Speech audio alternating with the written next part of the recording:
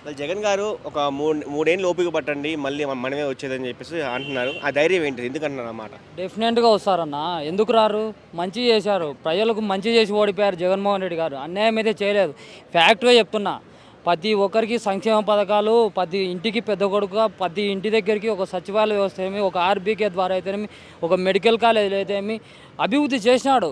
Down నుంచి అభివృద్ధి చేసుకుంటూ వచ్చినాడు. కాకపోతే వీళ్ళందరూ ఏంటంటే ఒకరిపైన ముగ్గురు ప్రచారాలు చేసి దానిపైన ఎన్ని దుష్టప్రచారాలు అంటే, ఎన్ని విపరీత అంటే ఫ్యామిలీ పరంగా అయితేనేమి ఎంతమంది ఎంత టార్చర్ పెట్టారంటే అది టార్చర్ పెట్టారు.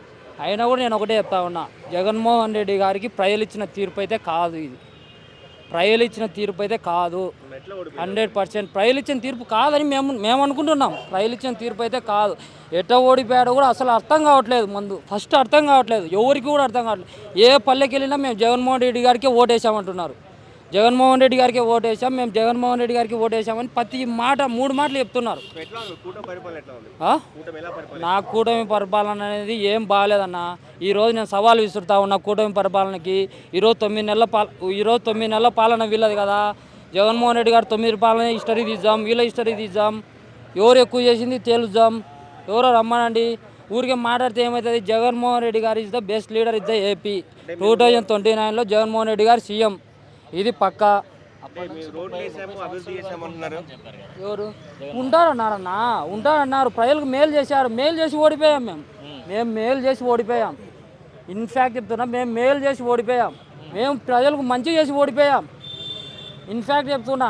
సో ఎలా ఉండబోతుంది జగన్ 2.0 మరి? జగన్ 2.0 ఎలా ఉండబోతుంది? ఉండబోతుంది, భారీగా ఉండబోతుంది. ప్రజలు ఆల్రెడీ వ్యతిరేకం ఫుల్గా వచ్చింది. ప్రజలకు ఆల్రెడీ ఆలోచన అయింది, ఎవరు మన వాళ్ళు, ఎవరు మనకు మేలు చేస్తారనేది ప్రజలకు కూడా అర్థమైపోయింది. ప్రజలు కూడా ముందుకు వచ్చారు ఆల్రెడీ, మీకే అర్థమైపోతూ ఉంటుంది. మరి ఏపీలో పథకాల సంగతి ఏంటి? ఏం పథకాలు ఇస్తున్నారు? ఏమి ఇస్తున్నారు? ఏం లేదు. సూపర్ 6 అన్నారు, ఏమైంది ఇప్పుడు? సూపర్ 6 అన్నారు, ఏం లేదు. వాలంటరీ జాబ్స్ అన్నారు, 2,60,000 ఉద్యోగాలు అన్నారు. ఈరోజు ఉద్యోగాలు ఏమొచ్చినాయరా అంటే వైన్ షాప్స్ బాగా కిక్కెక్కుతున్నాయి.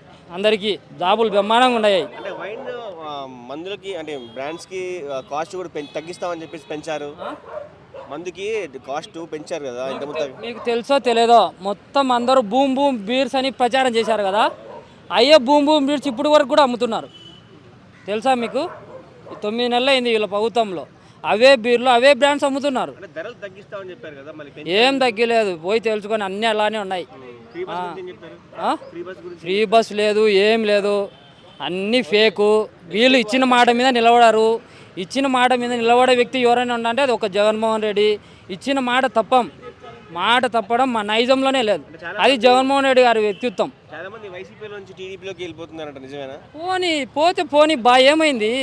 ఎంతమంది పోతే మాకేమైంది? మాకు ప్రజలు ఉన్నారని ప్రజలు నమ్ముకున్నారు. జగన్మోహన్ రెడ్డి నాయకుడిని నమ్ముకోలే. కాకపోతే కార్యకర్తల మీద కేసు పెడుతున్నారు. ఆ రోజు నష్టపోయింది కార్యకర్తనే, ఈరోజు నష్టపోయేది కూడా కార్యకర్తనే. కార్యకర్తలు జోలికి పోతే ఏమొస్తుంది? పోండి. పెద్ద పెద్ద మైనింగ్లు చేసిన వాళ్ళు పార్టీలు మాన్నారు, వాళ్ళ జోలికి పోలేరు. అన్యాయం రాజ్యం వెళ్తుంది నా, ఏమీ లేదు. అన్యాయం రాజ్యం వెళ్తుంది ఈ రోజుల్లో. న్యాయానికి కాలం లేదు. కూటమి గురించి జగన్ గురించి ఒక మాటలు ఏం చెప్తారు? కూటమి గురించి జగన్ గురించి ఒక మాటలు ఏం చెప్తారు? కూటమి ఫెయిల్.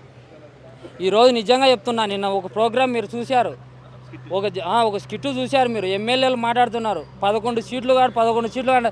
అసలు ఏంది జగన్మోహన్ రెడ్డి గారి చరిత్ర ఏంది? ఆయన ఫ్యామిలీ చరిత్ర ఏంది? రాష్ట్ర చరిత్ర మార్చిన వైఎస్ రాజశేఖర రెడ్డి గారి కొడుకు జగన్మోహన్ రెడ్డి గారు. అటువంటి వ్యక్తి గురించి తాను నీచంగా 11 సీట్లు కాదు ఆయన మాట్లాడతారా?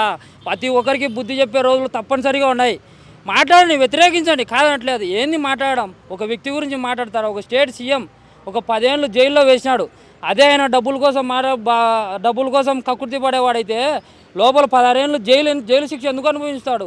ప్రజలకు మేలు చేయాల్సిన అవసరం ఏంది? 2.17 crores ప్రజలకు అకౌంట్లో వేసిన ఏకైక ముఖ్యమంత్రి జగన్మోహన్ రెడ్డి. ఎవరో రమ్మన్. చంద్రబాబు నాయుడు 14 ఏళ్ళు పరిపాలన 2.17 CR వేసినాడా? రమ్మన్ చర్చకు ఈరోజు రమ్మన్. నేను సామాన్యంగా చెప్తున్నా. అప్పులు ఎక్కువ చేశారు జగన్మోహన్ రెడ్డి అంటున్నారు. వీళ్ళు అప్పులు చేయలేదా? హిస్టరీ తీసి తేల్చండి ఎవరు అప్పులు చేసినారో. ఇన్ఫ్యాక్ట్ చెప్తున్నా, జగన్మోహన్ రెడ్డి గారు అంత గొప్ప వ్యక్తి ఏపీలో లీడర్ ఇంకొకరు లేరు.